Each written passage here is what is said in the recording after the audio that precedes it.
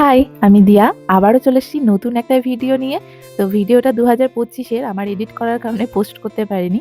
তো দিনটা ছিল রবিবার। রবিবার সকালে এই যে মা করেছিল ঘুগনি মুড়ি, তো সকালবেলা টিফিনটা সেরে নিয়েছিলাম। তারপর এই যে সবাই মিলে এখন রেডি হচ্ছি। বলে না কথাই আছে, উঠলো বাই তো কটক যায়, আমাদের হচ্ছে উঠলো বাই তো দেবগ্রাম যায়। চলো। আর সত্যি করে আমাদের কোনো প্ল্যান ছিল না যে দেবগ্রাম যাব। মা হুট করে মায়ের একটু দরকার ছিল। তো মা বলল যে দেবগ্রাম যাব। তো সেই মতো দাদা, আমি, বৌদি সবাই মিলে বললাম চলো না ঘুরে আসি।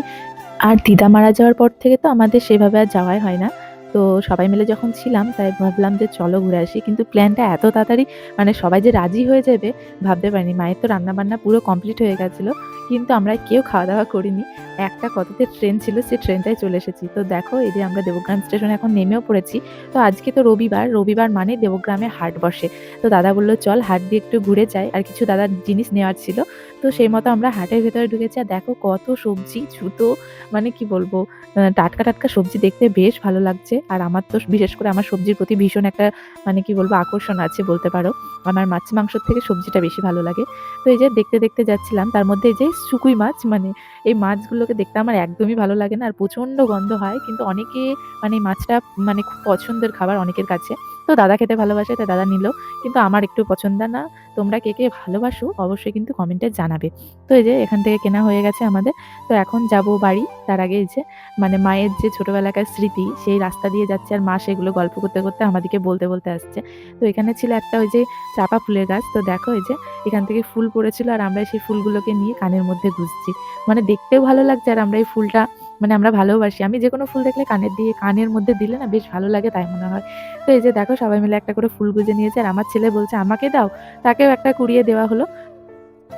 কি অবস্থা রাস্তার, ডবল লাইন হচ্ছে সব, চেনাই যাচ্ছে না, চিনতে পারছি না। ম্যাডাম কেমন আছেন? আর ইনি হচ্ছেন আমাদের দাদু। তো দাদু আমাদেরকে দেখে এখন বাড়ি নিয়ে যাচ্ছে। মানে দাদু খাওয়া দাওয়া করার পর রাস্তায় এসে একটু বসে, রোদ পাওয়া যায়। তো ওখানে বসেছিল আমাদেরকে দেখে যে বাড়ি চলে এসেছে। আর এই যে আমাদের মন্দির। একা একাই ঘুরি ঘুরি দিয়ে না।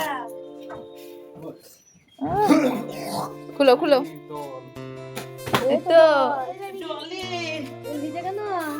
মা, হ্যাঁ দি। তো মামার বাড়িতে অনেকক্ষণ টাইম কাটানোর পর খাওয়া দাওয়া করে ছাদের মধ্যে এসে এই যে অনেক কটা ভিডিও করেছি, অলরেডি তোমরা দেখেই নিয়েছো ভিডিওগুলো আমার। তারপরে এই যে এখন সন্ধে। তো সন্ধেবেলা এখন বাড়ি যাব, তাই সবাই মিলে এখন রেডি হয়ে নিয়েছি। চলো এবার বাড়ি যেতে হবে কারণ আমরা হুট করে এসেছি। চলো চলো। তোমাদেরকে তো অনেক ভিডিওতেই দেখেছি আমাদের মামার বাড়ির মাকে। তো আজকেও চলো দেখাই। আর এই যে মা প্রণাম করতে যাচ্ছে। তো আমরা দূর থেকেই করেছিলাম, মন্দিরে আর উঠিনি। তো এখন মামি দিচ্ছিল সন্ধে, তো মামিকে বলতেই মামি গেটটা খুলে দেয়। তো এই যে দেখো আমাদের মায়ের মুখটা কত সুন্দর। তারপরে মাকে প্রণাম করে এখন চলে এসেছি আমরা স্টেশনে এসে এই যে পাঁপড় ভাজা খাচ্ছি সবাই মিলে।